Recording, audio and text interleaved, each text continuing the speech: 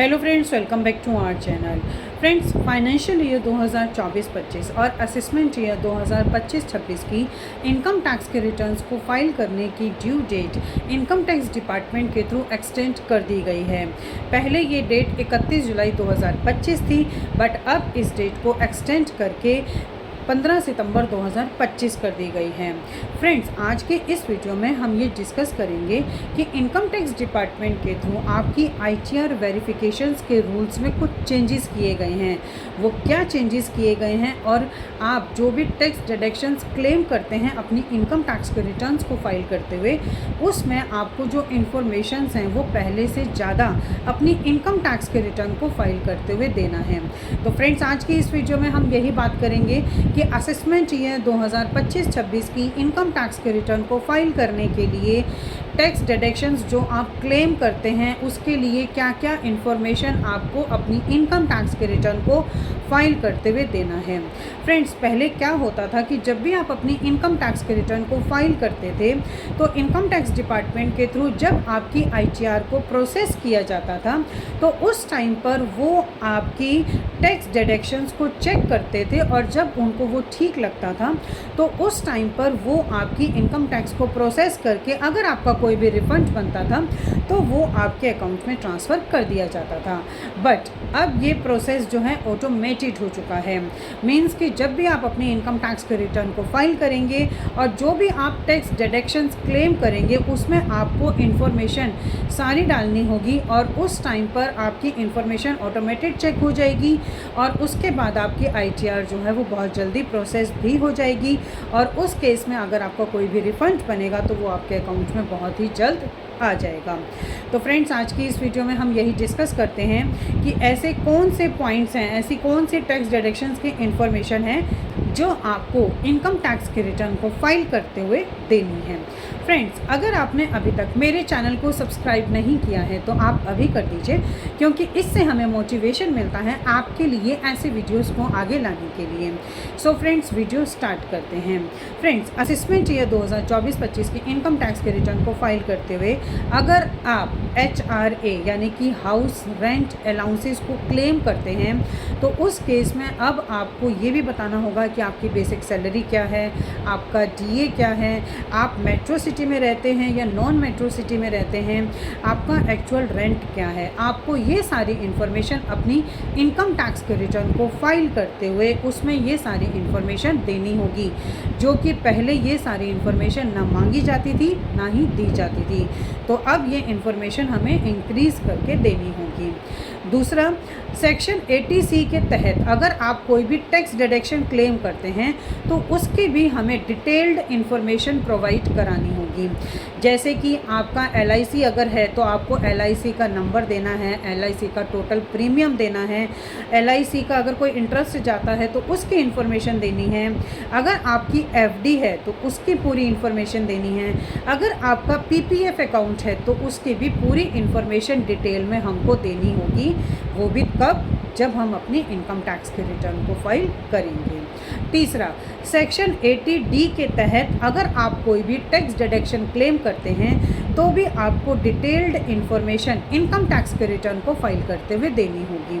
Friends, section 80D में अगर आपका कोई भी मेडिक्लेम होता है, मेडिकल इंश्योरेंस होता है, उसकी इन्फॉर्मेशन वहाँ पर दी जाती है। फॉर एग्ज़ाम्पल कि अगर आपका कोई भी मेडिक्लेम है तो आपको उसमें कंपनी का नाम बताना होगा, कितने अमाउंट का मेडिक्लेम है ये बताना होगा और आपका कितना प्रीमियम जाता है ये बताना होगा।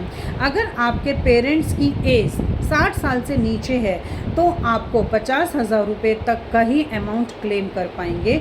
लेकिन अगर आपके पेरेंट्स की एज 60 साल से ऊपर है, मीन्स कि अगर वो सीनियर सिटीज़न हैं, तो उस केस में आपके लिए 25,000 रुपये और आपके पेरेंट्स के लिए 50,000 रुपये का टैक्स डिडक्शन आप क्लेम कर सकते हैं। मीन्स कि आप टोटल 75,000 रुपये तक का टैक्स डिडक्शन क्लेम कर सकते हैं।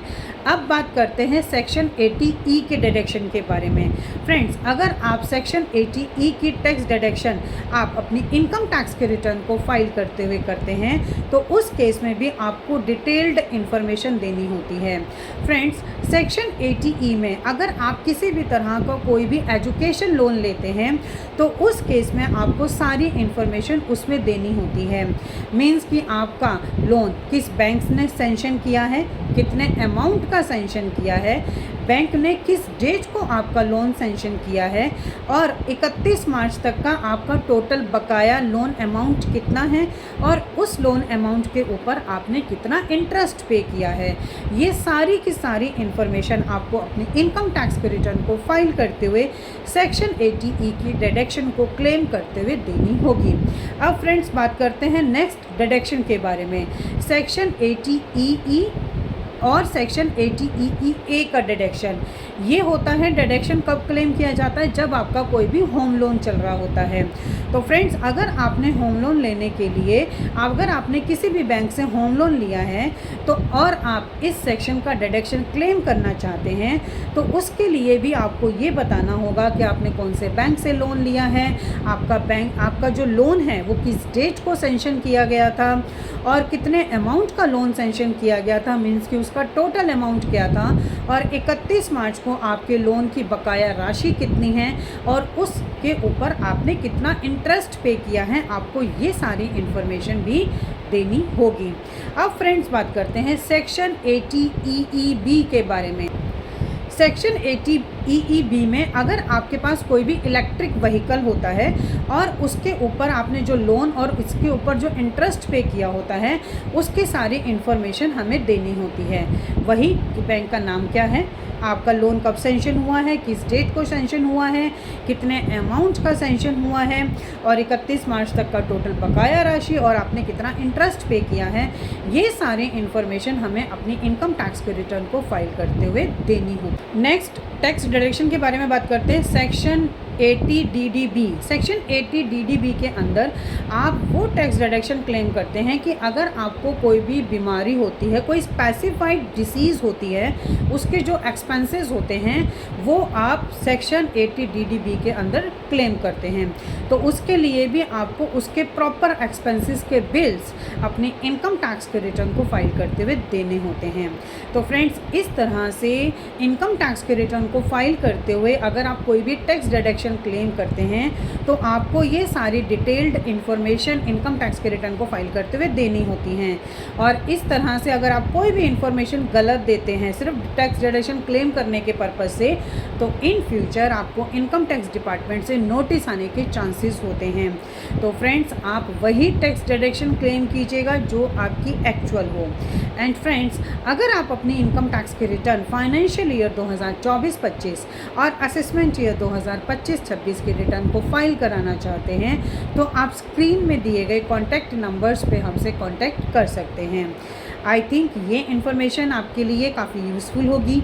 इसी तरह की इन्फॉर्मेटिव वीडियोस को कंटिन्यू देखने के लिए आप हमारे YouTube channel and WhatsApp channel Protex corporate solutions Vandana Raheja को सब्सक्राइब, लाइक एंड शेयर करना ना भूलें। Thank you.